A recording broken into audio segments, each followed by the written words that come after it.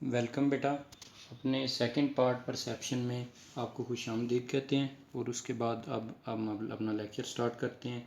इसमें बेटा बेसिक हम इसकी डेफिनेशन को ज़रा दोबारा से रिफ़्रेश करते हुए बेसिकली ओवरऑल इसकी प्रोसेसिंग है जो परसेप्शन की, और एंड पर इसके मतलब जो दो तीन थीरीज़ हैं बेसिकली उनको हम थोड़ा डिस्कस करेंगे। तो काइंडली अटेंटिव रहिएगा और मेरे साथ रहिएगा, तो मिलकर इसको अंडरस्टैंड करने की ट्राई करते हैं। Perception is the selection and organization of environmental stimuli to provide meaningful experiences for the perceiver। बेटा देखने वाले को, ऑब्ज़र्व करने वाले का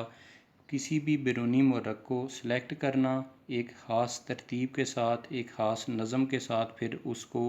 अपनी सेंसेस के ज़रिए ब्रेन की तरफ भेजना और फिर वो एक प्रॉपर रिस्पांस उसका आना कि कोई भी बैरूनी चीज़ जो हमने देखी उसका मतलब वज़ा हो जाए। यानी बेसिकली हम इसको प्रोसेस ऑफ अंडरस्टैंडिंग, किसी चीज़ को जानकारी का, किसी चीज़ को समझने का प्रोसेस करार दे सकते हैं। आगे जी बेटा उसने डिफरेंट हमें एलिमेंट्स बताए हैं जो कि इसमें अपना पार्ट प्ले करते हैं हमारी अंडरस्टैंडिंग को डेवलप करने के लिहाज से, जिसमें फ़र्स्ट इन्वायरमेंटल स्टिमुलाई, ऑब्जर्वेशन,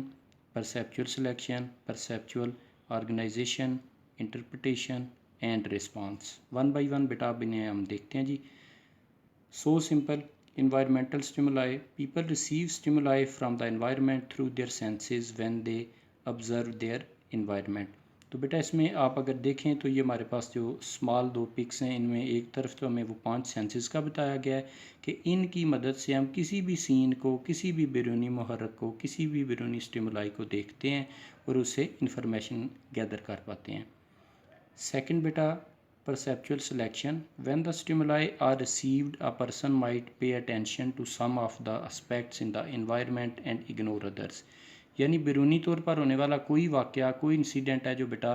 वो एक कंप्लीट पैकेज होता है जनाब, एक होलिस्टिक पैकेज होता है कि उसमें काफ़ी सारी हैपनिंग्स हैं जो रूनुमा हो रही होती हैं। तो हम में से कोई भी जब उसको देखता है तो एक उसका ख़ास पार्ट या जो ख़ास हमारे लिए आप कह सकते हैं कि वहाँ पर वजह बनती है उसको देखने की, या जिसमें हमारी इंटरेस्ट डेवलप हो पाती है, या जो ज़्यादा गालिब उस वक्त उस पर्टिकुलर सीन में से चीज़ होती है हम उसको सिलेक्ट करते हैं। This filtering out of the most information to deal with the most important matter is refer to as selective screening. जो जैसा बेटा हमने अभी जिक्र किया कि इसमें जो मोस्ट इम्पॉर्टेंट जो सेगमेंट होगा, जो मोस्ट इम्पॉर्टेंट हमारा सीन होगा, उसको हम सेलेक्ट करेंगे और इसको सेलेक्टिव स्क्रीनिंग का नाम दिया गया है। The influencing factors are due mainly to external and internal factors. ये अंदरूनी और बैरूनी क्या फ़ैक्टर्स होते हैं बेटा जो इसको पर असरअंदाज हो रहे होते हैं। उसमें सबसे पहले जी एक्सटर्नल फैक्टर्स हैं जिसमें size, intensity, contrast, motion, repetition, uniqueness and familiarity. तो लास्ट में हमें वो बता रहा है जी combination of the above may be operating at any time to affect perception. यानी इनमें कम्बिनेशन भी हो सकता है, कुछ जो कह लें 2-3 या इससे ज़्यादा हो सकते हैं, या बाज़ दफ़ा सब भी अपना पार्ट इसमें प्ले कर रहे होते हैं। जिसमें बेटा उसने हमें बता दिया कि कोई भी जो वाक़या रूनुमा हो रहा है, कुछ सीन हम देख रहे हैं, कुछ चीज़, उसका साइज़, उसकी शिद्दत, उसमें पाया जाने वाला फ़र्क और उसकी हरकत और उसका दोबारा रिपीटेडली जनाब रूनुमा होना, फिर यह है कि उसमें कुछ ख़ास मुनफरिदियत जो मुख्तलिफ है किसी चीज़ से, या फिर फेमिलियर है, हम उससे ऑलरेडी उसके मतलब कुछ जानते हैं, कुछ हमारे ऑलरेडी आइडियाज़ मौजूद हैं। तो ये चीज़ें सारी हैं जो as external and internal factors इसमें मैटर करती हैं, जिनमें हमने अभी जस्ट एक्सटर्नल फैक्टर्स का जिक्र किया।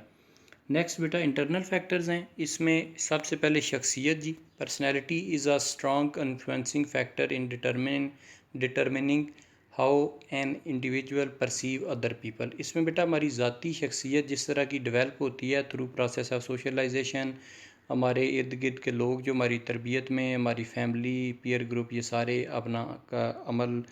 करते हैं इसमें और अपना पार्ट प्ले करते हैं। ये सारे के सारे इसमें हमारी शख्सियत साजी की डिपिक्शन में मेन का आप कह सकते हैं कि जो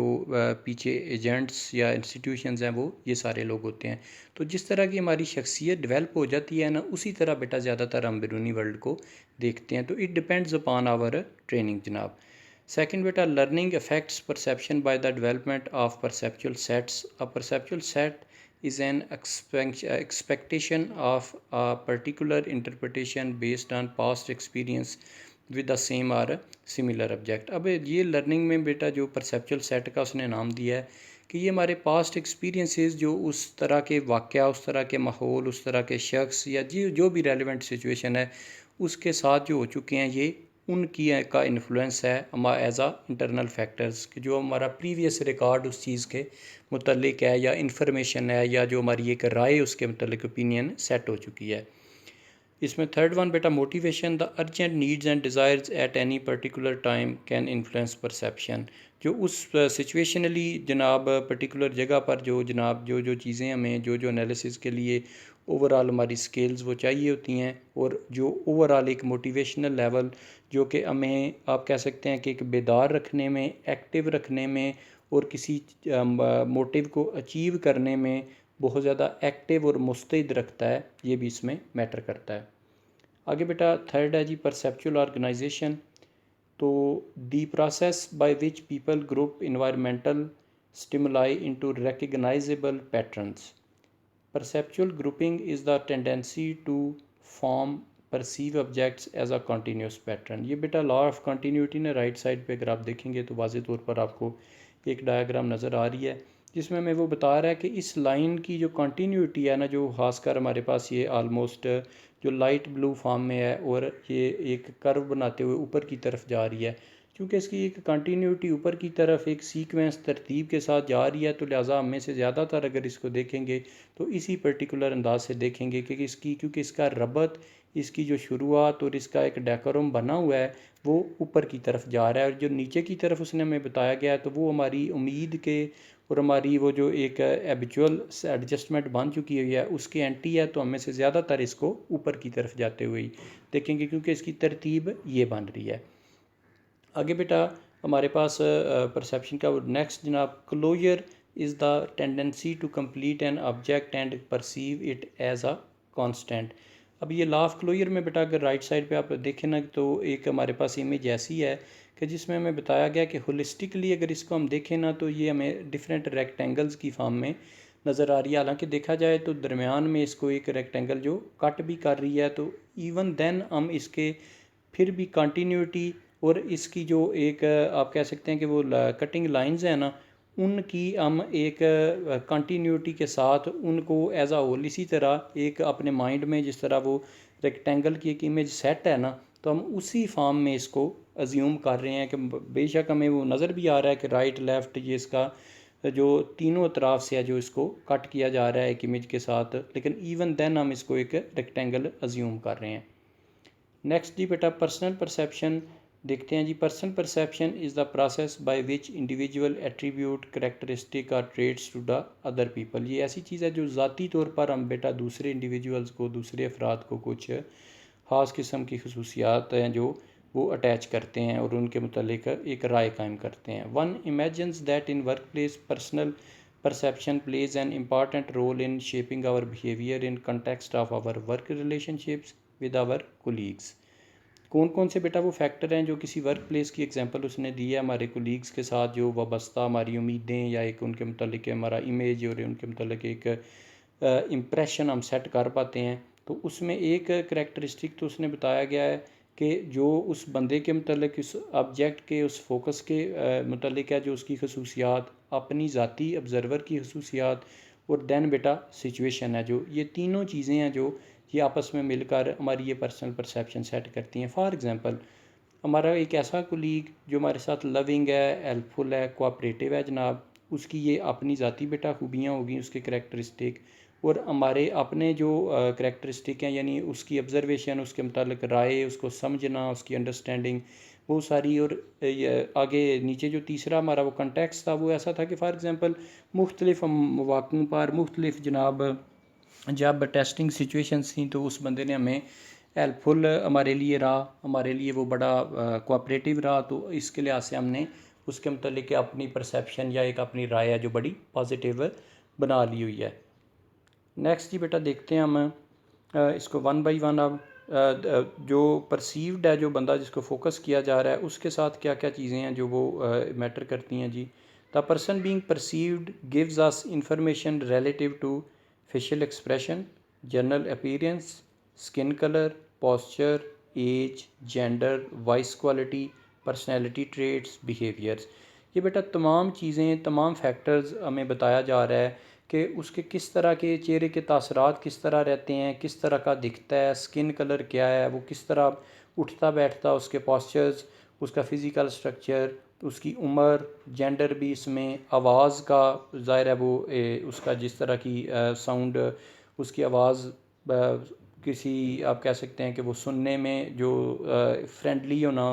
या आवाज़ का समझने के लिहाज से एक्सेंट का जो है ना आप समझ सकते हैं इसको कि आसान होना और खूबसूरत आवाज़ जिस तरह कहा जाता है ना, और एक फेमिलियर आवाज़ जनाब ना, और उसकी ज़ाती खूबियाँ शख्सी जनाब, और उसका बेटा बर्ताव और उसका बिहेवियर है, जो ये तमाम चीज़ें जो कंट्रीब्यूट करती हैं इस पर्सन के मुतल्लिक हमारी परसेप्शन डेवलप करने में। नेक्स्ट जी बेटा परसीवर, हमें से जो भी मुशाहिदा कर रहा है इसका या समझने की ट्राई कर रहा है, सब्जेक्ट है एक। Factors internal to the perceiver determine how a person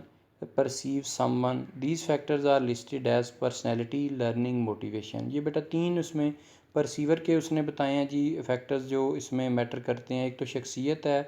दूसरा उसका पर्सनल एक्सपीरियंस आप कह सकते हैं, लर्निंग जिस तरह का उसने इस चीज़ को सीखा हुआ है और उसकी वो पर्सनैलिटी उसमें डेवलप हुई है उसके पास्ट एक्सपीरियंस और लर्निंग बेस, और मोटिवेशन है कि कितना ज़्यादा वो इंटरेस्टेड है और कितना ज़्यादा वो उस चीज़ के मतलब शार्प माइंड रखता है, और उसके मतलब उसके अंदर आप कह सकते हैं कि एक कमिटमेंट लेवल है उस पर्टिकुलर चीज़ को समझने के लिहाज से और इम्पॉर्टेंस के लिहाज से। नेक्स्ट जी बेटा पर्सन परसेप्शन में सिचुएशन आ जाती है। इसमें हमें बताया जा रहा है कि सिचुएशन ज़रूरी नहीं है कि एक जगह को, एक पर्टिकुलर फ़िज़िकल लोकेशन को कहा जाता है, बल्कि इसको आप ओवरऑल अंडरस्टैंडिंग कह सकते हैं कि फ़ॉर एग्ज़ाम्पल कुछ लोगों के मतलब हमारा फ़र्स्ट इम्प्रेशन है ना जो वो बड़ा ज़बरदस्त चूँकि पढ़ चुका होता है जनाब, और बड़ी अच्छी राय हम कायम कर चुके होते हैं। पहली मुलाकात में किसी का एक अच्छा जेस्चर, किसी का जो एक वार्म जनाब तरीके से ग्रीटिंग करना, मिलना, अच्छे अखलाक के साथ या गुज़रते हुए जनाब सलाम दुआ करना, तो इस बुनियाद पर भी एक इस सिचुएशन को इससे मुंसलिक किया गया, ना सिर्फ एक ख़ास इंसिडेंट या एक ख़ास लोकेशन के लिहाज से। आगे बेटा परसेप्चुअल एरर्स हैं जी कुछ, इनको वन बाय वन हम देखेंगे जी। ये हैं क्या जी? परसेप्चुअल प्रोसेस में result in a person making errors in judgment or understanding of another person. The most common types of perceptual errors are accuracy in judgment, perceptual defense, stereotyping, the halo effect, projection and role of culture. इनको one by one देखते हैं बेटा। Accuracy in judgment, similarity error, assuming that people who are similar to us in terms of background, interests and hobbies will behave like us. इसमें बेटा बहुत बड़ी एक error ये है कि जो लोग हमसे मुशाबे हैं, मिलते जुलते हैं एज के लिहाज से, बैकग्राउंड, कास्ट या किसी इंटरेस्ट या मशगले के लिहाज से, तो वो इसी तरह बिहेव करेंगे जैसा हम कर रहे हैं। जैसा हम किसी चीज़ को बुरा समझते हैं वो भी उसको बुरा समझें, जैसा हम एक चीज़ को अच्छा समझते हैं तो वो भी अच्छा समझें। तो ये इम्पोज़ करने का एक जो प्रोसेस है इसको हम सिमिलैरिटी एरर कहते हैं कि जिन जिन चीज़ों की मुशाबियत पाई जाती है हम हमारे साथ वो उसी तरह एक्ट करें, कि ये मैकेनिकल तो ज़ाहिर है बेटा बिहेवियर होने से रहा।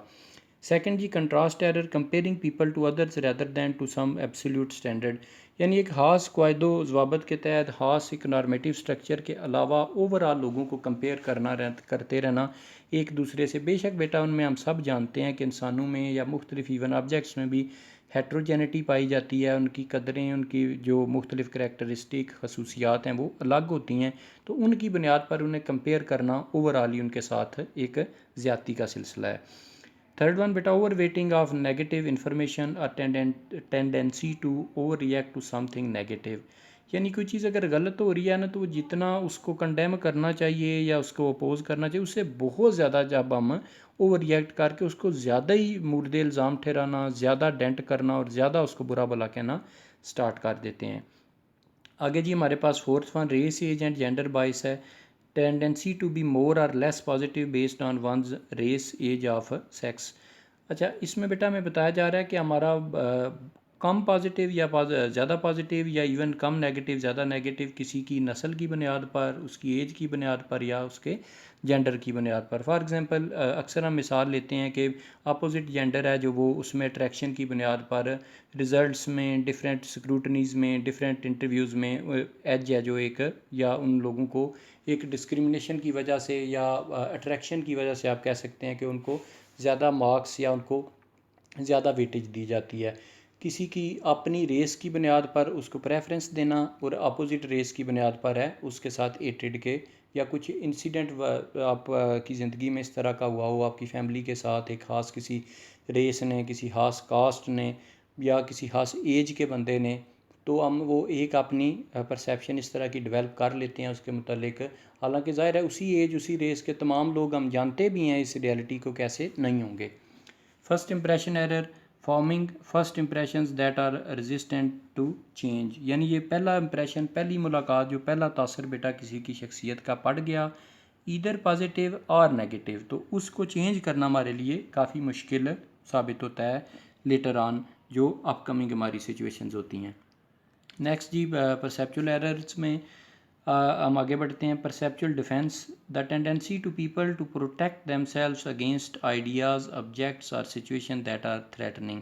कोई भी ऐसी चीज़ें बेटा जो हमारी तबीयत, हमारी मंशा, हमारी शख्सियत के एंटी हैं, तो उनको ओवरऑल एक ख़ास टेंडेंसी कि उनके अगेंस्ट ज़रा ऑफेंसिव हो जाना या डिफेंस में चले जाना, तो ये पर्टिकुलर परसेप्चुअल डिफेंस के लिहाज से हैं। स्टीरियोटाइपिंग में बेटा the belief that all member of a specific group share similar traits and behaviours. इसमें बेटा ये एक पॉइंट आ रहा है कि किसी ख़ास तबके के साथ जो हमने एक ख़ास किस्म के बिहेवियर या ख़ास खसूसियात अटैच कर ली होती हैं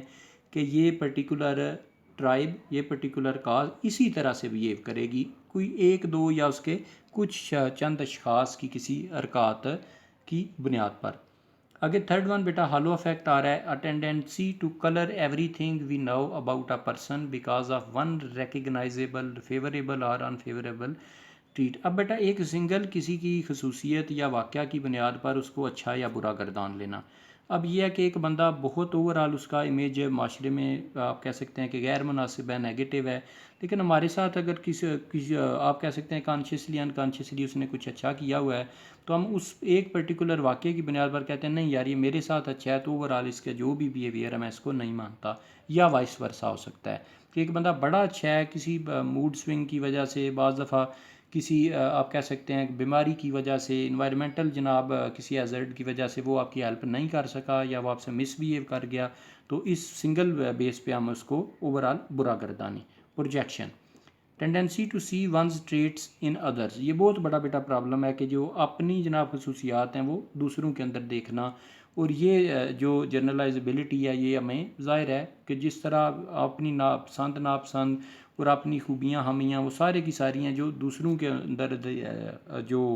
तलाशने की ट्राई करना, ना कि उनकी यूनिक जो एक पर्सनैलिटी है उसको उसके अकॉर्डिंगली समझना, और हर चीज़ को ओवरऑल एक नेगेटिव बिहेवियर के लिहाज से अपनी मर्ज़ी से ही चलाने की कोशिश है ना की जाना। लास्ट वन बेटा रोल ऑफ कल्चर है। Culture influence our perception in selecting information and exhibiting a behavioural pattern in situations. ज़ाहिर है बेटा सकाफ़ती तौर पर हम जिस तरह की हमारी तरबियत होती है और हमारा कल्चर हमारी शख्सियत पे असर अंदाज होता है, तो वो हो सकता है कि ओपननेस भी हो सकती है, रिजिडिटी भी, नैरो माइंडेडनेस भी हो सकती है, तो ये हमारी सकाफ़त का भी इन पर्टिकुलर एरर्स पे बहुत ज़्यादा असर होता है। कोई एक ही खासकर एक प्रैक्टिस है तो जिस तरह का हमें वो कल्चर ने उसको डिपिक्ट कर दिया हुआ है, उसको बता दिया हुआ है, तो उससे निकल पाना हमारे लिए मुश्किल है, क्योंकि हमारे पीछे हमारी एज के अकॉर्डिंगली बेटा 18, 20, 25, 30 जितने साल भी हमारी एज हो वो सारे की सारी रीअकरेंस और वो प्रैक्टिस चल रही होती हैं चूँकि, तो उनको चेंज करना मुश्किल होता है जनाब। नेक्स्ट जी बेटा दो थेरीज़ हैं हमारी, इनको हम वन बाई वन देख लेते हैं जी। Attribution theory is concerned with how ordinary people explain the causes of behaviour and events. For example, is someone angry because they are bad tempered और बिकॉज समथिंग बैड हैपेंड। अब इसमें बेटा वजह बयान करना किसी ख़ास सिचुएशन की, किसी ख़ास हैपनिंग की, इसको हम एट्रीब्यूशन थेरी का नाम देते हैं कि उसकी काज की जानकारी करना, उसकी ओरिजिन पर, उसकी जड़ पर, उसकी रूट पर जाना कि रूट काज क्या है इस पर्टिकुलर सिचुएशन की या इस बिहेवियर की। तो फॉर एग्ज़ाम्पल उसने दिया है कि अगर कोई बंदा नाराज़गी से या गुस्से के साथ जनाब, या वो एक बैड टेम्पर्ड पर्सन के तौर पर हमारे सामने ज़ाहिर होता है, तो उसमें ये चीज़ वजह जानना कि ये सिचुएशनली इसने ऐसा कर दिया, पहले ऐसा नहीं था, पहले इसका बिल्कुल बिहेवियर एटीट्यूड ऐसा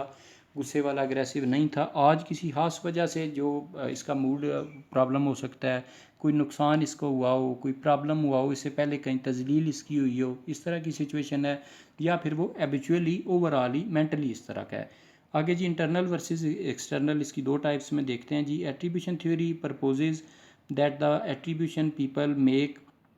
about events and behavior can be classed as either internal or external. Internal or dispositional attribution, people assume that an event or person's behavior is due to person factors such as traits, abilities or feelings. अब internal बेटा जैसे नाम से ज़ाहिर है, इससे मुराद ये है कि उसकी ज़ाती तौर पर कोई उसकी गलती, उसके ज़ाती तौर पर उसकी किसी आप कह सकते हैं लैक ऑफ नॉलेज, या उसका कोई नाअहली और सुस्ती की वजह वो पर्टिकुलर वाक़या या इंसिडेंट बना हो। एक्सटर्नल में बेटा ये है कि इसमें अब situational attribution, people infer that a person behaviour is due to situational factor, जैसे यानी हादसाती तौर पर कोई बाहर का वाक़या, कोई बाहर की वजह ऐसी बन गई और वो सिचुएशनल फैक्टर यानी एक्सटर्नली बना, यानी उसका पर्सनैलिटी का वो एक ख़ास पक्का और परमानेंट हिस्सा नहीं था जिसकी बुनियाद पर उसने उस तरह उसे वो गलती सरजद हो गई, या उसे उस तरह का जुल्म या ज़्यादती सरजद हो गई। आगे इसकी एक ईजी सी एग्जांपल देखते हैं जी। इसमें जी बेटा, Maria's car breaks down on the freeway if she believes the breakdown happened because of her ignorance about cars, she is making an internal attribution. If she believes that the breakdown happened because her car is old, she is making an external attribution. अब बेटा इसमें ये है कि किसी भी इस मिसाल के साथ ही मुंसलिक हम ये अगर समझने की ट्राई करें, किसी हादसाती सूरत में बाज़ दफ़ा बंदा ये समझता है कि यार इसकी रीज़न मेरी अपनी कार के मतलब ड्राइविंग के मतलब या ओवरऑल इस सारी प्रोसेसिंग कई एक्सपर्टीज़ का ना होने की बुनियाद पर मुझसे एक्सीडेंट हो गया। सेकंड बेटा ये है कि वो ये भी पॉसिबिलिटी हो सकती है, यानी एक्सटर्नल फैक्टर्स के लिहाज से, कि ये गाड़ी का ओवरऑल जो कंडीशन है वो पुरानी है, उसके इंजन में प्रॉब्लम है, उसके स्टीयरिंग में या किसी भी स्पेयर पार्ट में इशू है, तो ये चीज़ हो गया। या इसके अलावा हम ये भी मिसाल ले सकते हैं कि कुछ रोड्स ही बम्पी होती हैं, कुछ इलाके इस तरह के होते हैं कि बार बार उस चीज़ का जो सामने से या इर्द गिर्द से कुछ आना। फॉर एग्ज़ाम्पल यहाँ मैं आपको जो यूएई की या जो मिडल ईस्ट की हमारी कंट्रीज़ हैं ना, इनकी मिसाल देना चाहूँगा कि इनकी जो थोड़ा सा रिमोट एरियाज़ में, या आपको पता है कि डेजर्ट्स वगैरह वहाँ पे वो बहुत ज़्यादा उनका एक मेजर जो पोर्शन है जनाब, उनकी जियोग्राफी का वहाँ पे वो रेगिस्तान है जनाब। तो ऊँट है जो बेटा वहाँ का वो बड़ा पसंदीदा और फेवरेट किस्म के जानवरों में एक पेट एनिमल के तौर पर भी उसको वो उन्होंने रखा होता है, और उसके साथ उनकी वो बड़ी कल्चरली और बड़ी वो सकाफ़ती तौर पर हिस्टोरिकली उनकी एक ख़ास उनस है। तो अक्सर ये वाक़यात उनकी अखबारात में, सोशल मीडिया की ज़ीनत बनते हैं कि एक तेज़ स्पीड से जाती हुई गाड़ी अचानक ऊँट का जनाब हाईवे के ऊपर आ जाना। हालांकि ज़्यादातर वो मुख्तलिफ़ जनाब बार्स के साथ और मुख्तलिफ़ ये जो जालियों के साथ उन्होंने कवर करने की ट्राई की होती है, लेकिन कोई भी अगर इस तरह का रास्ता उन्हें वो पाथ मिल सके और वो सामने आ जाएं, तो अब प्रॉब्लम बेटा ये होता है कि वो उस ऊँट की टांगें टूटने से जब गाड़ी हिट उसको करती है, खासकर छोटी गाड़ी है जो अगर हो, तो वो टांगें टूटने से वो सारे का सारा जो वो गाड़ी के छत के ऊपर और गाड़ी के ऊपर आ गिरता है। अब इस चीज़ को हम एक्सटर्नल कह सकते हैं। अब इसमें ड्राइवर की कोई गलती या ड्राइवर की एक्सपर्टीज़ या उसकी गाड़ी के जनाब को ये आप ड्राबैक नहीं कह सकते, इसको हम सिचुएशनल फ्लॉ इस तरह का कह सकते हैं कि जिनकी बुनियाद पर ज़ाहिर है वहाँ पर बहुत बड़ी तादाद में ऊँट मौजूद हैं, और एक कल्चरली जनाब भी आप इसको कह सकते हैं कि एक फ़्लॉ है कि वो इस चीज़ को रोकने की या उसको पर सख्ती से कंट्रोल करने की बजाय, या इस तरह के आवारा ऊँटों को जनाब कब्ज़े में लाने की बजाय इस चीज़ पर गौर नहीं करते, और अक्सरियत मिडल ईस्ट कंट्रीज़ में इस तरह के वाक़यात हैं जो वो रूनुमा हो जाते हैं जनाब। नेक्स्ट है जी बेटा लास्ट हमारी implicit personality theory. Implicit personality theory is commonly associated with social perception because it identifies the biases we exhibit based on the limited information we know about unfamiliar people। यानी बेटा जो लोग हमारे लिए अजनबी हैं, जिनको बहुत ज़्यादा जानते नहीं हैं, जिनसे कुर्बत नहीं है, तो उनके मतलब बड़ी थोड़ी सी इन्फॉर्मेशन होती है ना, तो उसकी बुनियाद पर बाज़ दफ़ा हम कुछ ख़ास किस्म के जनाब बाइसेस और ख़ास किस्म की जनाब हम कह सकते हैं कि इम्तियाज़ी सलूक की वजह से या एक नेगेटिव सोच डेवलप करके उनके मतलब सोचने से एग्जैक्ट उनकी पर्सनैलिटी को जांचने से कासर रहते हैं। Every day we interact with unfamiliar people, and in those brief moments of interaction we pick up on the social clues presented and opinions are formed। तो जो बेटा ज़ाहिर है वो बंदा मिलेगा, उसका जो बिहेवियर, जो उसका एक अपीयरेंस, वो सारी चीज़ें करेक्टरिस्टिक जो थोड़ी सी मियाद, थोड़ी सी ड्यूरेशन में हम कैप्चर कर पाएंगे, उसी की बुनियाद पर उसके मतलब हम एक राय कायम करते हैं जनाब ना। आगे आप इसको मुख्तसरन सा देख के जनाब वाइंड अप करते हैं बेटा। Implicit personality theory states that people divide the personality traits of others into two groups. First, central primary traits, second, peripheral secondary traits। Central primary traits में अब बेटा आता है,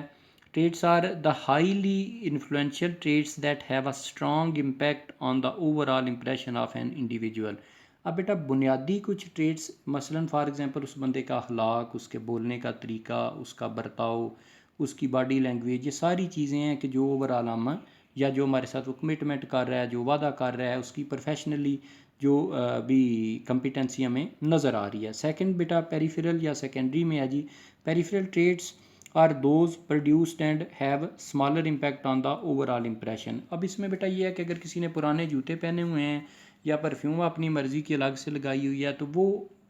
सेकेंडरी सेंस में तो चले इन्फ्लुएंस हमें कर सकती है, लेकिन ये प्राइमरी जनाब जो हमारी ट्रेड्स हैं, इनकी निस्बत उसका इन्फ्लुएंस ओवरऑल उसकी पर्सनैलिटी जजमेंट के लिहाज से इतना ज़्यादा नहीं होगा, और इसको हम सानवी हैसियत देंगे कंपैरेटिवली। जो उसकी ऑनेस्टी, उसकी जनाब जो कमिटमेंट, या उसका जो बोलने का तरीक़ाकार, उसका अखलाक, और इन चीज़ों पर, इन सानवी चीज़ों को हम ज़्यादा अहमियत नहीं देंगे। दैट्स इट बेटा, अपने सेशन में इंशाल्लाह मिलते हैं जनाब। तो इसको ट्राई कीजिएगा, जितनी अच्छी आपको समझ आ पाए उसको अपनी अंडरस्टैंडिंग डेवलप कीजिएगा, और जो भी क्यूरीज़ और जो भी इश्यूज़ होंगे आपको इंशाल्लाह वो हम अपने जूम के सेशन में डिस्कस कर लेंगे। Thank you so much ji.